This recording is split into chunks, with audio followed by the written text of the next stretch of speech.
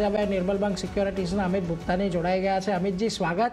Very good morning. આજથી હવે દિવાળીના પર્વની એક ઓફિશિયલ શરૂઆત થઈ ગઈ છે. સૌથી પહેલાં તો તમને, તમારી ટીમને, તમારા પરિવારને અમારા તરફથી આ દિવાળીની, આવનારા નવા વર્ષની ખૂબ ખૂબ શુભેચ્છાઓ.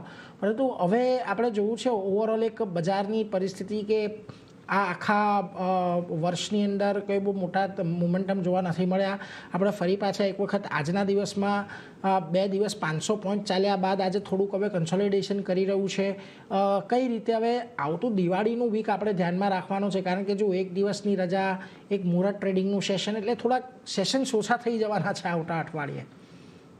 ગુડ મોર્નિંગ નીરજભાઈ. આપણે જેટલા બી વ્યુઅર્સ છે, તમને આપણે જેટલા બી પેનલિસ્ટ છે, બધાને જ આપણે એનાથી હેપી દિવાળી. અને એનાથી આપણે એક જ એનાથી વ્યૂ રહેશે આપણું કે બધાનું જ એનાથી આપણે જોઈએ તો માર્કેટ ચાલતી રહે, જેટલી માર્કેટ ચાલશે એટલું બધાને ફાયદો થશે. સો કરન્ટલી જે હિસાબથી આપણે જોઈએ તો ઓવરઓલ માર્કેટની જે સ્થિતિ અત્યારે બનેલી છે એ બી એકદમ તેજીવાળી લાગી રહી છે. કેમ કે જે હિસાબથી આપણે જોશું તો ઓવરઓલ સેટઅપ જે બનેલું છે અત્યારે નિફ્ટીનું અને ઓવરઓલ એનાથી માર્કેટ વાઇડ સ્ટ્રક્ચરનો હિસાબથી આપણે જોઈએ તો આપણે કન્ટિન્યુઅસલી છેલ્લા 1 મહિનાથી જણાવી રહ્યા છે કે નિફ્ટીમાં બાય એન્ડ ડિપ્સની સ્ટ્રેટેજી રાખીને ચાલવું જોઈએ.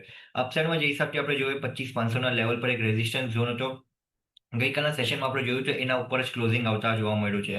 અને જે હિસાબથી આપણે જોશું તો નિફ્ટી એનાથી બહુ વધારે ટાઈમ નથી જ્યારે એનાથી નવો હાઈ આપણને જોવા મળશે. સો કરન્ટલી મને લાગે છે સેટઅપ સ્ટ્રોંગ છે, સેટઅપ પોઝિટિવ છે. આજના દિવસમાં ફર્સ્ટ હાફમાં પ્રેશર અપસાઇડના લેવલથી એના લીધે જોવા મળ્યો કે આપણે જોશું તો ગઈકાલના સેશનમાં પીસીઆરઓઆઈ જે હતું આપણે જોશું તો ઓવરબોટ ઝોનમાં વહી ગયું હતું. 1.38ના આસપાસ એનાથી આપણે જોશું તો પીસીઆરઓઆઈ જે હતા આપણને જોવા મળ્યું છે, જેના લીધે આપણે જોયું તો અપસાઇડના લેવલથી થોડું લિક્વિડેશન થતા આપણને જોવા મળ્યું છે. ભાઈ બટ જે એનાથી ડાઉનસાઇડમાં સપોર્ટિવ લેવલ છે એનું બ્રેકડાઉન આવતા પણ જોવા નથી મળ્યું. હવે જે નેક્સ્ટ રેઝિસ્ટન્સ એનાથી નિફ્ટીનું બનતા પણ જોવા મળે છે 25,800 થી 26,200, 26,000ના લેવલ પર જતા જોવા મળી રહ્યું છે. સો મને લાગે છે સેટઅપ પોઝિટિવ છે. બાય એન્ડ ડિપ્સની સ્ટ્રેટેજી રાખવી જોઈએ. આ રેટ પર બી લોંગની પોઝિશન ક્રિએટ કરવી જોઈએ. ઓવરઓલ જેટલા બી સેક્ટરલ ફ્રન્ટ પર આપણે જોશું એનાથી જે સેટઅપ બનતા પણ જોવા મળે છે ટેકનિકલ ફ્રન્ટ પર બી એ બી પોઝિટિવ લાગી રહ્યું છે. સો મને લાગે છે ઓવરઓલ માર્કેટ સિચ્યુએશન નેક્સ્ટ 2 થી 3 મહિના માટે મને લાગે છે એક પોઝિટિવ રહ્યું છે. અપસાઇડમાં જે અમારો પહેલો ટાર્ગેટ આવતા પણ જોવા મળે છે, અમે જે અમારા ક્લાયન્ટ્સને આપ્યો છે એ 26,300 છે. એના ઉપર ડાયરેક્ટલી 28,000નો ટાર્ગેટ બી એનાથી ઇનિશિયેટ કરતા આપ્યા છે.